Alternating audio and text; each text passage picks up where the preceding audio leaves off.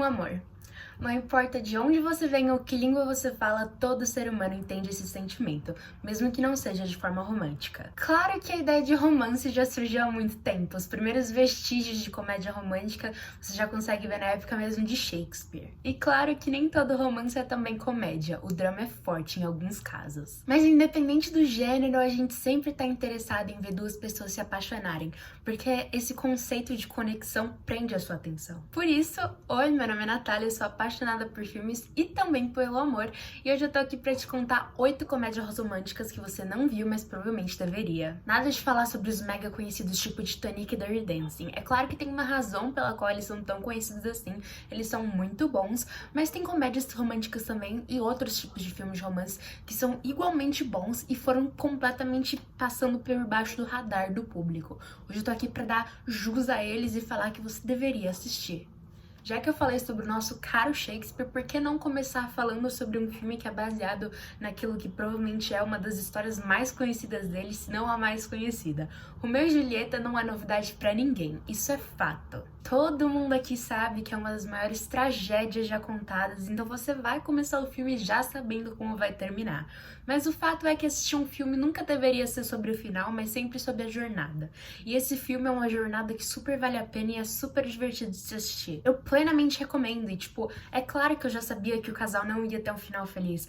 Claro que eu sabia o que ia acontecer no final, mas mesmo assim eu me envolvi na trama e eu fiquei animada e eu fiquei agoniada e nervosismo, mas também animação.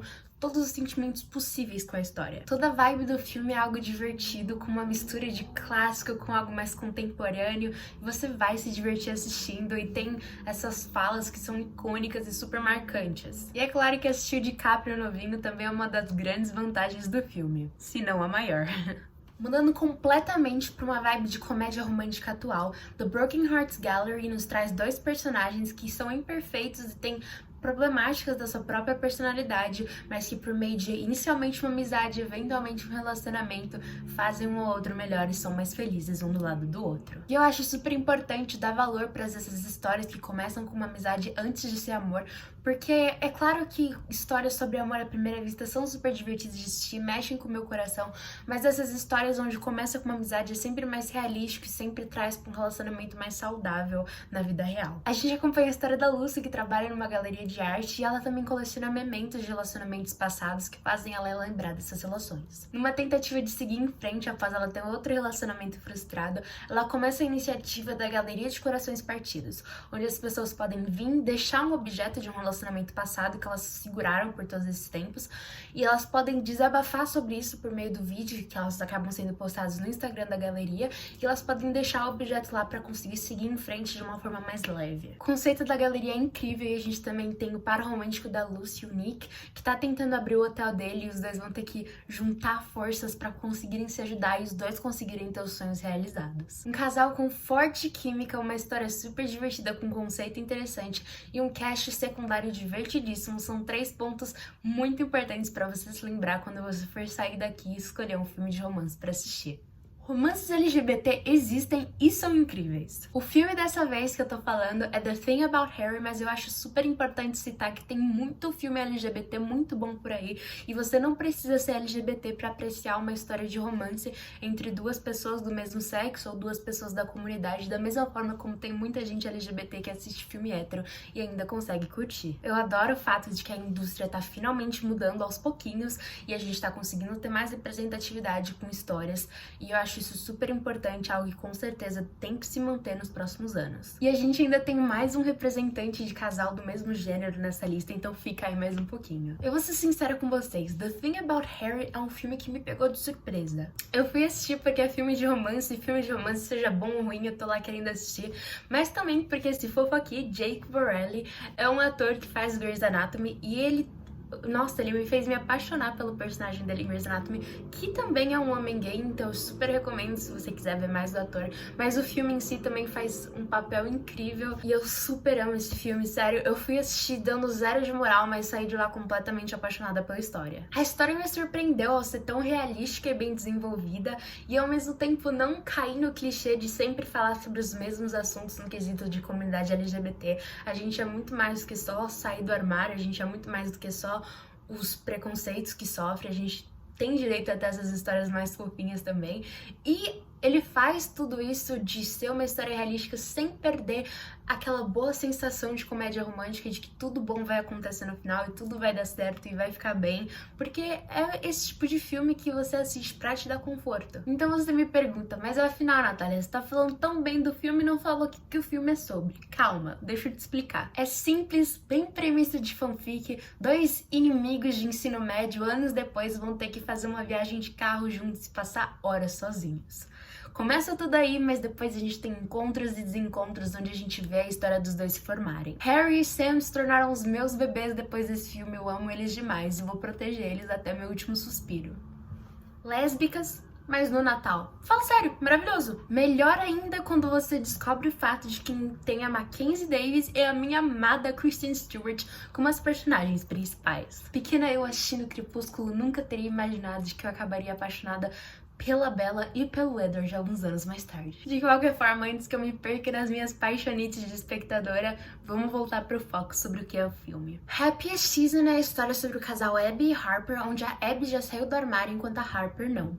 É Natal e eles vão ir pra casa dos pais da Harper visitar, só que o problema é que acaba tendo um twist de que a Harper não contou pros pais dela de que ela é gay e nem que a Abby é a namorada dela. Elas já começam juntas, então não é uma comédia romântica focada na questão de como o casal vai acabar junto, é mais sobre você estar num relacionamento e você ter que arcar com as consequências de atitudes tomadas pela outra pessoa no relacionamento junto com você. E para Sapphics de plantão, a gente também tem a crush geral Aubrey Plaza aqui para você apreciar. As atrizes já são um grande atrativo pro filme e eu não sou boba nem nada, amo um filme de Natal, mas a história em si me animou e me entreteu demais. Inclusive eu fiquei verdadeiramente emocionada e até cheguei a chorar em alguns momentos. E tipo, não é uma história triste nem nada, mas é que tem um momento onde eles têm uma conversa tão sincera sobre a questão de que como pessoas diferentes têm momentos diferentes e formas diferentes de sair do armário e que você não tem o direito de ditar como outra pessoa deve fazer, que é a sua história, mas não é a história da outra pessoa,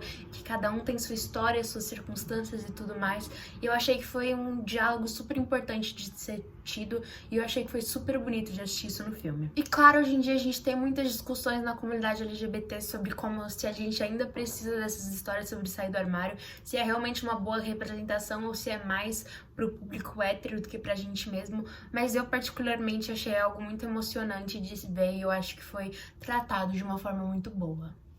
É um dos melhores filmes de romance que eu já vi na vida, mas em alguns momentos também um dos mais tristes. About Time é a história de Tim, que aos 21 anos descobre que os homens da família dele têm o poder de voltar no tempo e ele resolve mudar a história dele. Em meio a essa possibilidade, ele faz a coisa mais relatable que alguém poderia fazer, que é tentar arranjar uma namoradinha. Mas é claro que nada na vida é tão simples, ainda mais quando você envolve viagem no tempo. É só você olhar o final de Endgame pra perceber que os irmãos russos não faziam ideia do próprio conceito que eles criaram, mas enfim. É em meio a todas essas complexidades que essa história se desenvolve de um jeito muito interessante de assistir, muito tocante, e eu gosto do fato de que a história não tem medo de dar reais consequências pro personagem que ele vai ter que arcar, porque foram as ações dele que trouxeram tudo isso. Eu revejo esse filme há anos e cada vez que eu revejo ele, continuo amando e apreciando a história do mesmo jeito.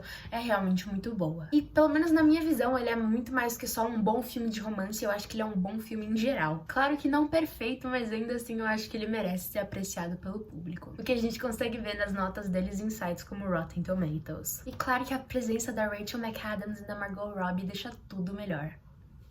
Eu vou ser sincera com vocês, eu fui assistir esse filme simplesmente pela presença do nosso querido Chris Evans, eterno Steve Rogers e Tocha Humana. Mas eu fui surpreendida com uma comédia romântica divertidíssima e, de acordo com os limites que se poderia ter quando você olha para algo que é de 2011, eu achei que até tem uma visão um pouco mais positiva sobre sexualidade feminina e tudo isso do que muitos outros filmes da época. Claro que ainda tem momentos muito falhos, mas eu digo assim que quando você vê o desenvolvimento da personagem, ela passa a ter um pensamento um pouco melhor sobre tudo isso. A Ali, nossa protagonista, ela é levada a acreditar que tem um número limite de relacionamentos que você pode ter, homens que você pode se envolver no caso dela, pra você ainda ter esse direito de encontrar o amor. É um conceito inicialmente bem machista, mas com o tempo no desenvolvimento da história a gente vê a personagem falar dane-se pra tudo isso e seguir em frente, que tipo, não, cara, a gente pode achar amor, não importa a quantidade de pessoas que você se envolveu.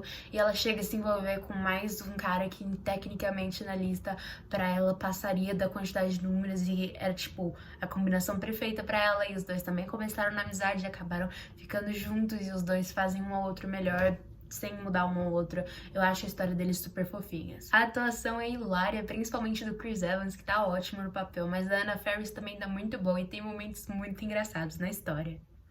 Esse meu queridinho agora é talvez a minha comédia romântica favorita de todos os tempos. Mila Kunis e Justin Timberlake como Jamie e Dylan, duas pessoas que resolvem se envolver como amigos coloridos ao invés de ter um relacionamento, porque eles querem todas as vantagens de uma vida sexual ativa sem ter o que eles consideram as partes ruins de ter um relacionamento. Mais um pra lista de filmes que me conquistou porque o casal começa como amigos. A dinâmica do filme é divertida e fácil de assistir, mas eu vou ser sincera com vocês que não é o tipo de filme que eu gostaria de ver do lado dos meus pais.